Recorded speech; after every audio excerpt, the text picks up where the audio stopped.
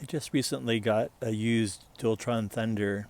One of the charge ports is all bent up, as you can see. The other one's all corroded, so I'm going to replace them both.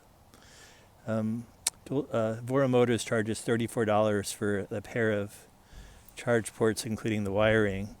I already have a connector. You can see one's here.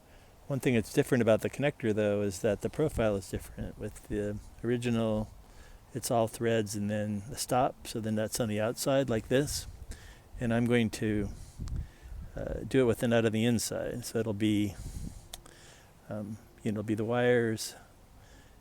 I'll slide the wire, when I do the soldering, I'll put the nut and the washer on, heat shrink on, and then I'll solder it all up and then tighten up the nut when I get it all back together again.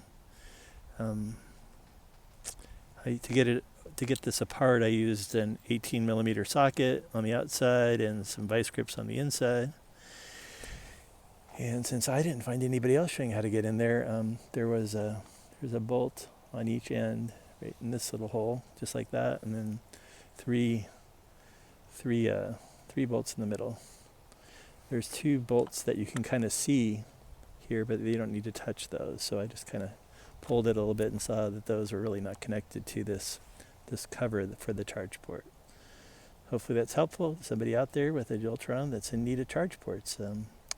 As I said, I already had the pieces, so instead of buying a $34 pair, I've already going to just use what I have on hand and do a little bit of soldering with some heat shrink, and I'll have nice, shiny, clean charge ports.